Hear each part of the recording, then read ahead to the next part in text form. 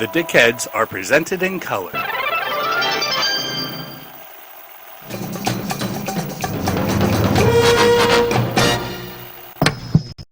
So, Nick, thanks for being here at the PKD Festival and agreeing to do an interview for the Dickheads podcast. Why don't you give me a little bit of an overview of how you came to find Dick's work and kind of how it resonates with you? Sure, thanks, and I'm very happy to be here. When I first was reading SF, it was I was about the age of 15, 16, around there, and my uncle he worked in a bookshop where he could get 20% off a lot of the books, so I used to go in there and look at the covers with all the great colours and Chris Foss covers, and the first thing that drew me out was Asimov, big chunky letters, all lowercase, big fat letters, and it was the Foundation trilogy I read first.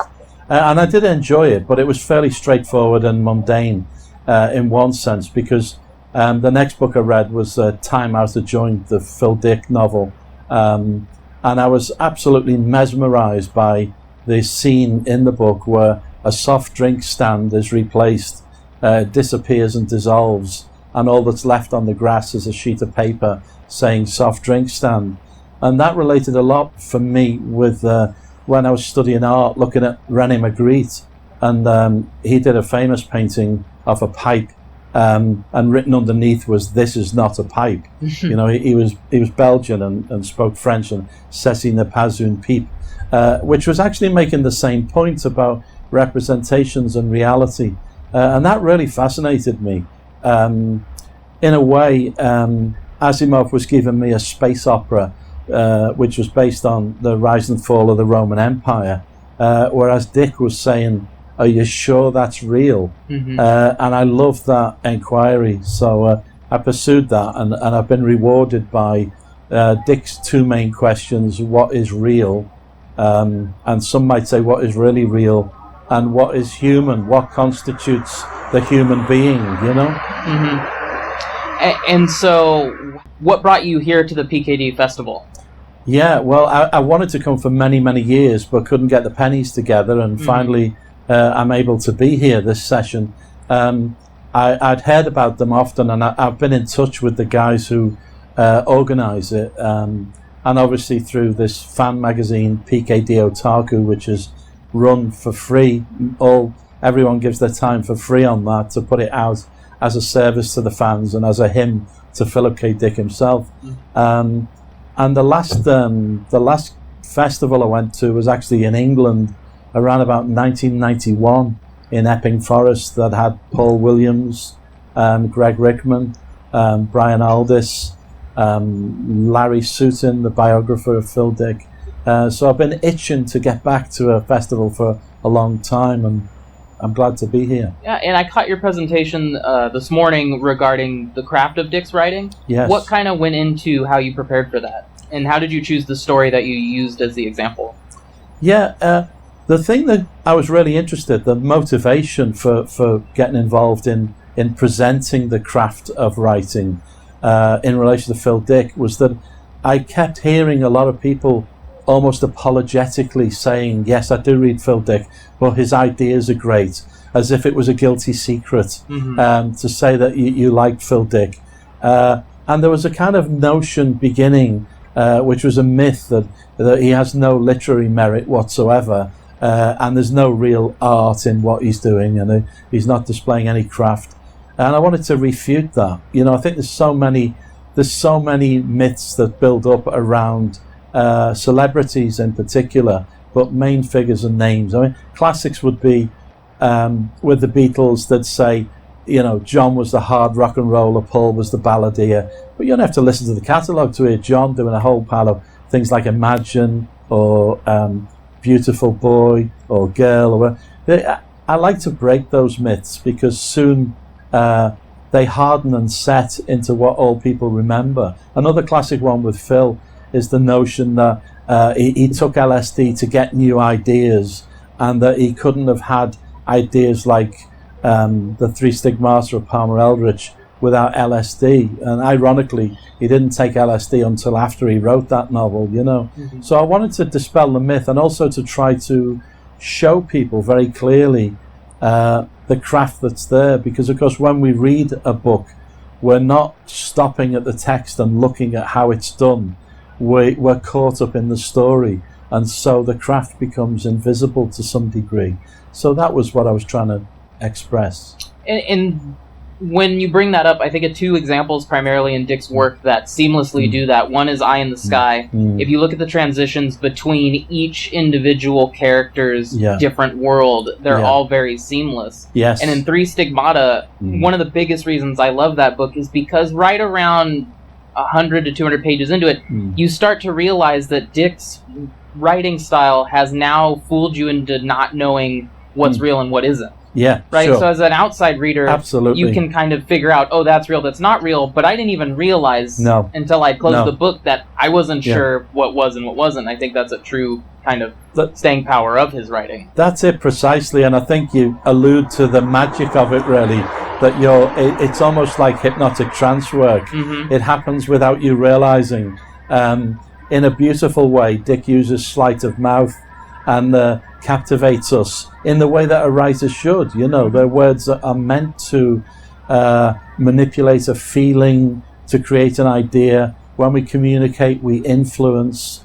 Of course, the key thing is our intent. If our manipulation or influence is to harm or to hurt, I'm not interested. But in the hands of a writer like Dick, the words are on the page to make us go on a journey, and you're right.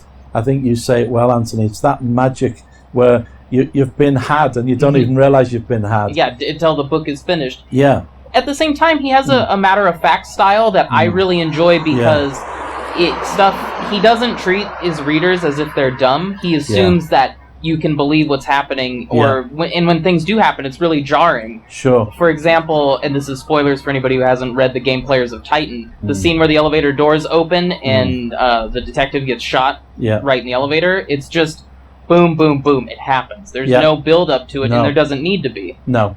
And in The Penultimate Truth, when Dick, you may have experienced this too, when Dick isn't a horror writer, but he has written fairly horrific scenes. Absolutely.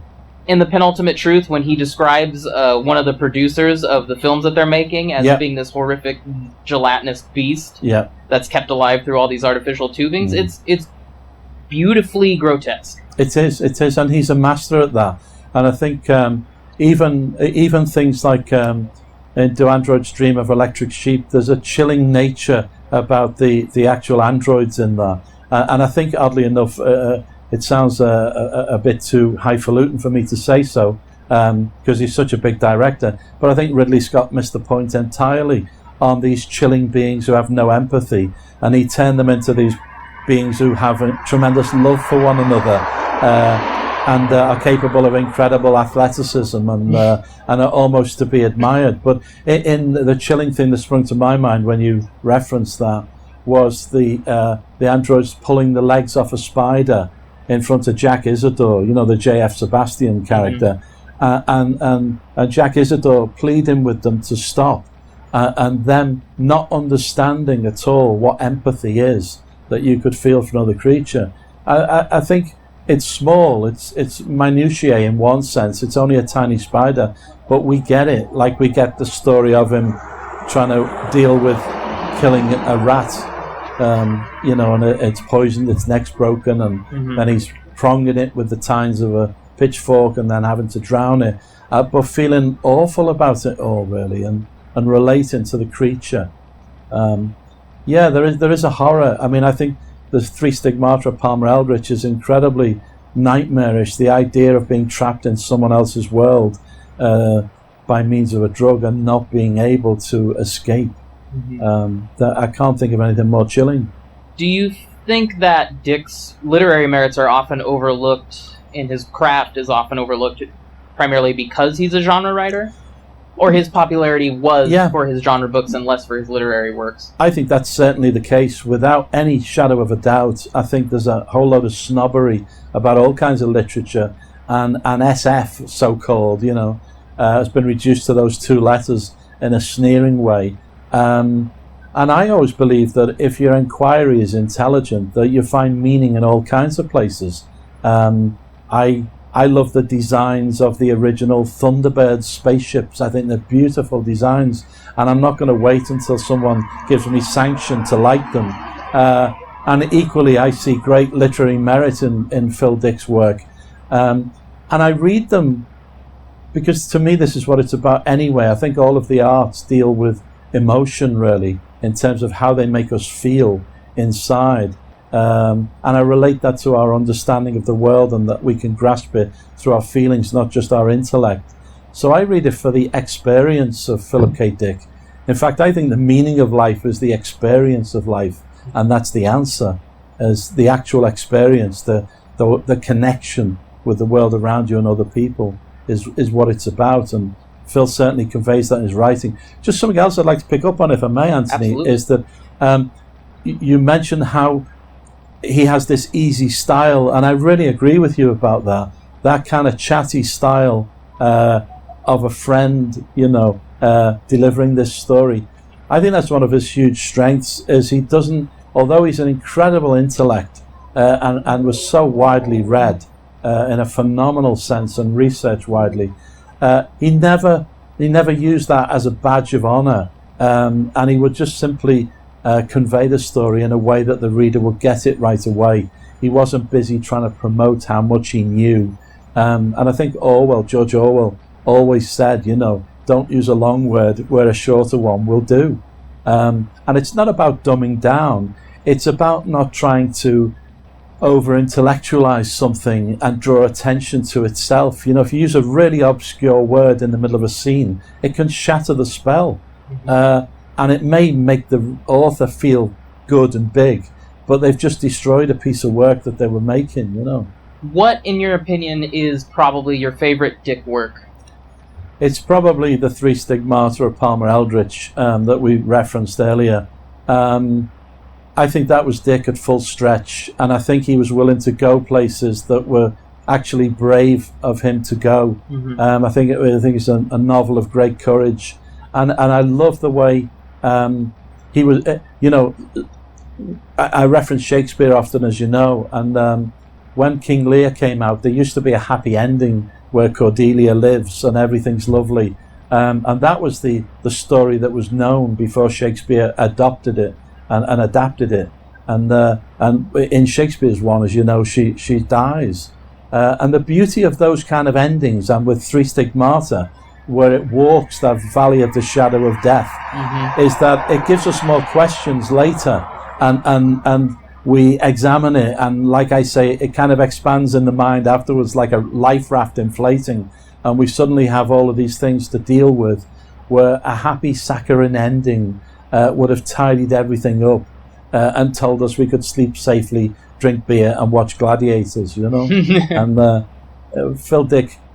unsettles us, and sometimes I think it's good to be unsettled. Sometimes when we feel that cognitive dissonance, it's because we're extending our map of know-how and actually gaining more understanding of what it is to be human. Which is a prevalent theme in, I would say, almost all of his books. Were there any other short stories you were considering using as examples? I know you had a whole list of them, but was there any second place? I think there could have been. There wasn't, in fact. It's just that as it happened, I just revisited Explorer's We. At the time, I was writing about Dick, and I wanted to introduce the connections with Magritte because I felt them strongly. And when I reread Explorer's We, of course, it referenced the flamethrower, which he saw as a child, and a Japanese soldier burning and running and burning and running, and people in the theatre cheering and laughing and thinking it was great, and Phil realising something was desperately wrong. And because that incident and the rat one I mentioned earlier both tied in to him expressing those feelings in a short story, it felt like a useful currency, so I went with that. But in actual fact, Anthony, I think you could throw a short story at me out of the hat, and it wouldn't be difficult to highlight the art and the craft of what he's doing. I think all of the basic things he does really well, like show, don't tell. He'll show you somebody trembling rather than say somebody is nervous. And he's really good at that stuff. And I think one of the things I didn't really pick up or tease out this morning is that he's able to invite the reader to collaborate. So he'll show you somebody's distress rather than tell you Jack is distressed. Because when a writer tells you Jack is distressed, it's insulting. But if they show the evidence of Jack's distress, it draws us in. And I think the thing is, Phil really knew his craft, and he wrote so many short stories and so many novels. When you look at them as a whole canon of work, that it would be very unusual if he hadn't learned anything at the end of all that, you know. I have one final question. What do you hope that people take away from Dick's work when they read it? I hope the biggest thing they take away is that all people are important, and that how we treat one another is pivotal to what kind of a world we're going to live in.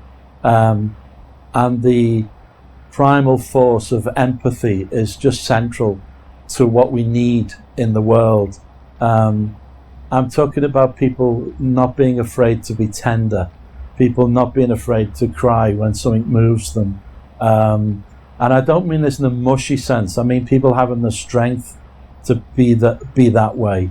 People having the strength to not be able to just step over someone in the street and to actually feel something about what's going on. So the biggest thing for me with Phil Dick is empathy and understanding. See, even in Three Stigmata, you've got this thing about how our worlds affect one another. They all live in Palmer Eldritch's world, and there's a sense in which we don't end where our skin ends, that we affect one another in all kinds of hidden ways that we know nothing about. So that's the biggest thing for me, personally. I think that was beautifully said. Great. Thank you so much, Nick, You're for being a welcome. part of the Dickheads Not podcast at all. and doing this with us. We really appreciate I'm it. honored. I'm honored to do it. Genuinely. Thank you. Thank you.